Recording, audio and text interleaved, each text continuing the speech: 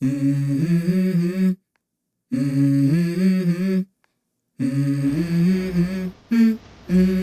go. I wake up to a little bit of drool on my pillow, feel like it's gonna be a bad day. Yeah, I'm tired of shit, and the coffee ain't hit yet, damn, ain't that great. I don't wanna go to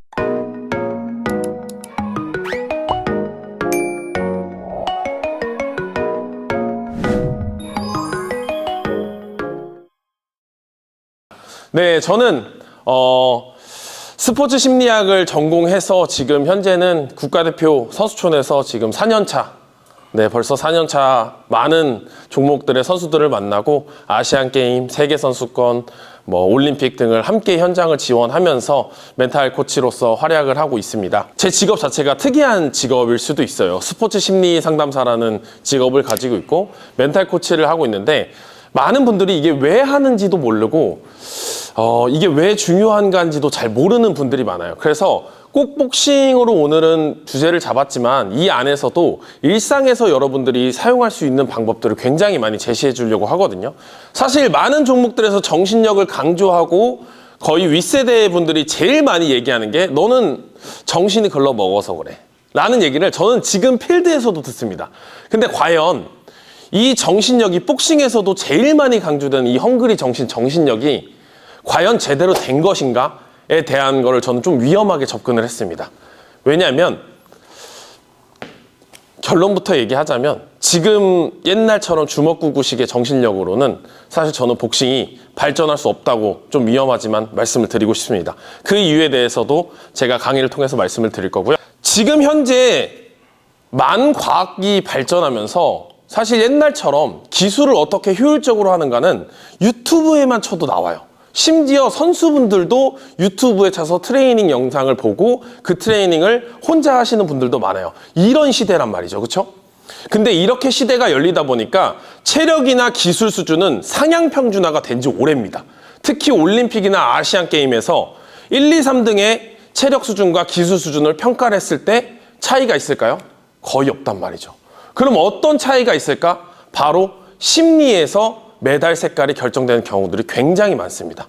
실제로 불안하거나 부정적인 생각, 관중들에 대한 공포 이런 부분들이 내가 아무리 기술 체력이 상향 평준화가 되어도 발현을 못 시키게끔 방해를 하는 거란 말이죠.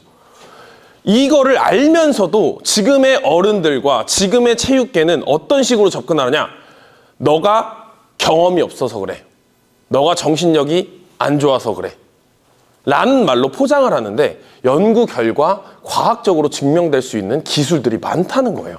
그렇다는 건 이거를 이겨내는 게 아니라 배워야 되는 거예요. 그거를 활용할 수 있는 사람이 최고 정점에서 상향 평준화가 이루어졌을 때 금메달을 딸 수 있는 환경이 된다는 겁니다. 관장님이나 코치님들이 옆에서 야, 긴장 좀 하지 마. 왜 이렇게 긴장을 하니?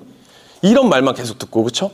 결국엔 자기 해결책이 없는 상태로 그냥 이것만 무분별하게 받아들이면 해결은 되지 않는다는 거죠. 자, 결국 경기는 누가 하는 거예요? 여러분들 복싱 다 하시죠? 결국 경기는 누가 하나요? 그렇죠. 내가 해요. 내가 하기 때문에 내 심리를 조절을 하지 못하면 아무리 옆에서 코치님이 정신 차려 긴장하지 마 해도 긴장하고 정신을 못 차려요. 왜 그럴까?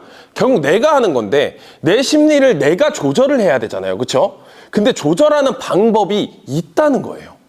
제가 선수들을 처음 만나서 가장 처음 세션에 교육을 하는 것 중에 하나가 목표 설정입니다. 목표 설정. 제가 방콕에서 이제 올림픽 티켓을 따는 현장을 갔었는데 그때 이제 오연지 선수랑 이매지 선수가 따서 파리올림픽에 가서 이매지 선수가 아주 전설적인 성과를 냈는데 나머지 선수들에 있어서 문제점이 대체 뭘까? 왜 이렇게 힘없이 지는 거야? 라는 답답함이 있었어요.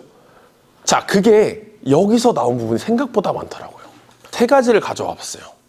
전체적인 우리 목표가 있어야 되고 복싱인으로서 훈련의 목표가 있어야 돼요. 그리고 3번째, 시합에서의 목표가 있어야 돼요. 처음부터 아까 제가 강조했던 게 뭐였죠? 시합에서 무슨 생각 가지고 하세요? 이게 없느냐 있느냐에서 정말 승패가 갈라질 수가 있는 확률이 굉장히 높습니다. 하버드 실험이 있었거든요. 얘네가 목표가 제대로 돼 있느냐 없느냐로 그룹을 나눕니다. 왜냐면 우리나라랑 똑같아요. 이 사람들은 하버드 입학하는 게 목표일 수도 있잖아. 그죠? 그럼 목표를 잃었기 때문에 목표가 그 당시에는 없을 수도 있고 다른 목표가 있는데 그게 올바르지도 않을 수도 있고, 그렇죠? 그래서 최대한 구체적이고 올바른 목표를 설정한 사람들이 6명, 7명밖에 안 됐어요. 100명 중에. 그렇죠? 자, 근데 이 실험에서 재밌는 게 뭐냐? 시간 20년, 30년이 지나서 이 사람들이 뭐 하는지 추적을 한번 해봤어요. 재밌는 사실이 밝혀집니다.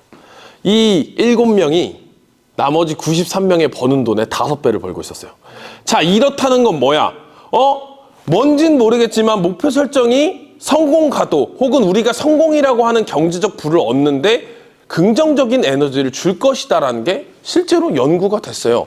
자, 그렇다면 이게 우리의 영역이잖아요.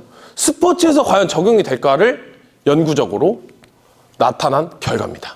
실제로 목표 설정 그룹과 목표를 설정하지 않은 그룹에서는 자기 효능감이라든지 불안을 컨트롤하는 방법이라든지 집중력 부분에서 굉장한 차이를 내는 걸 연구 결과를 밝혀낸 거예요. 그렇다는 건 우리는 목표를 이제 해야 된다 말아야 되는 게 아니라 해야 되는 건 정말 당연하고 어떻게 효과적으로 할 것인가를 이제는 고민을 해야 된다는 거죠.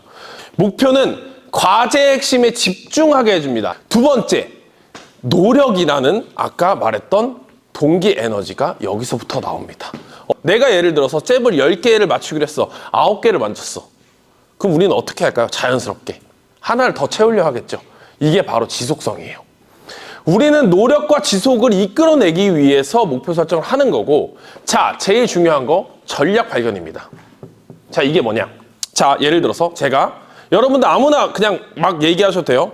자, 이 리모컨을 여러분 걸로 만들어 보세요라는 목표를 줬어요. 어떻게 만들 거예요? 그냥 아무거나 상관없어요. 어떻게 만들 거예요?